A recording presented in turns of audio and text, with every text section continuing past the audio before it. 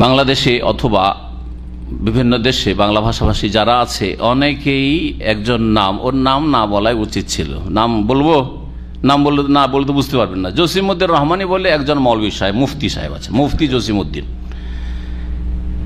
তার সম্পর্কে সহি আকিদার আলেম বলে ধারণা রাখে। মাঝে মাঝে ফেসবুকে লিস্ট দেয় সহি আকিদার আলেম, আর সহি আকিদার আলেমদের মধ্যে জসিমউদ্দিন রহমানের নাম ঢুকিয়ে দেয়। হ্যাঁ, এরা জাহেল, বুঝে না, আকিদা বুঝে না, মানহাজ বুঝে না, সালাফ সালেহের তরিকা বুঝে না, যার ফলে জসিমউদ্দিন রহমানীর বক্তব্যকে মনে করে যে সহি আকিদা আলেমের বক্তব্য।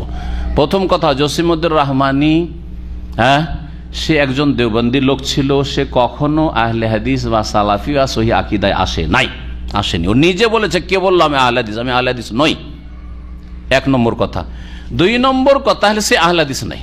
কারণ অনেকে মনে করে যে আহলে হাদিস মানে এদের মধ্যে থেকে জঙ্গি বেরোচ্ছেন। না, সে দেওবন্দি সিলসিলা, কওমি সিলসিলা থেকে জঙ্গি হয়েছে। যেমন তালেবানরা দেওবন্দি সিলসিলার লোক। তালেবানরা এরা স্টুডেন্ট একটা দল ছিল, আফগানিস্তানে, পাকিস্তানে পড়াশোনা করেছে। এরা একটু জঙ্গি তৎপরতা রাখে। জঙ্গি তৎপরতা মানে আমি জিহাদকে বলতে চাইছি না। এরা মুসলিম শাসকের বিরুদ্ধে বলে, মুসলিম শাসককে খুন করো, মুসলিম দেশে এইসব গোলযোগ সৃষ্টি করো, বম ব্লাস্টিং করো। এটা হচ্ছে খারেজিদের তরিকা।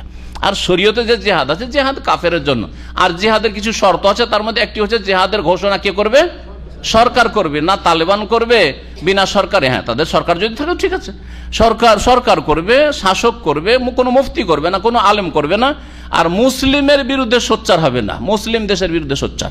জসিমউদ্দিন রহমান সম্পর্কে বাহরাইন থেকে একজন ইঞ্জিনিয়ার সাহেব আমাকে টেলিফোন করলেন কয়েক বছর আগে, যখন জসিমউদ্দিন রহমান অ্যারেস্ট হওয়ার আগে। বলেন, শেখ আশ্চর্য, একে কিছু লোকেরা সহি আকিদা আলেম মনে করছে। জসিমউদ্দিন রহমানী সৌদি আরবের বিরুদ্ধে, সৌদি আরব তাগুত, সৌদি আরব কাফের, এই রকমের ফতোয়া দিয়েছে বাড়াবাড়ি। সেই ব্যক্তি পাক্কা খারেজি। যে সৌদি আরবের মতো একটা ভালো দেশ, ইসলামী আইনের বাস্তবায়ন রয়েছে, সেই দেশকে বলে তাগুতি দেশ। এ হচ্ছে খারেজি। দুই নম্বর কথা, বুঝতে পারছেন না?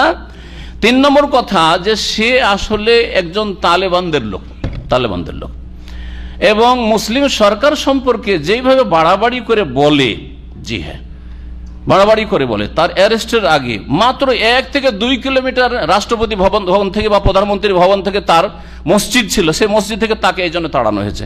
সেই মসজিদে খুতবাতে ডাইরেক্ট কাফের বলে দেশের সরকারকে বলে। এটা খারেজিদের কথা। মুসলিম গুনাহগার, ফাসিককে, গুনাহগার বিভিন্ন গুনাহে জড়িয়ে আছে, কে গুনাহমুক্ত আছে, গুনাহগারকে কাফের বলা এটা খারেজিদের লক্ষণ।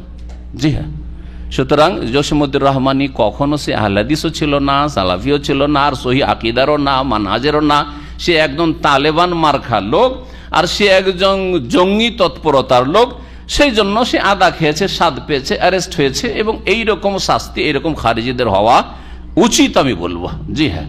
সুতরাং জসিমউদ্দিন রহমানের বক্তব্য থেকে বেঁচে থাকবেন, আর তার লিখনি থেকে বেঁচে থাকবেন, আর তার সাঙ্গপাঙ্গ যারা আছে, তার সাপোর্টার, তাদের সংসর্গ থেকে বেঁচে থাকবেন। না হলে নিজের দুনিয়াকে ক্ষতিগ্রস্ত করবেন, আর আখিরাতও ক্ষতিগ্রস্ত হবেন।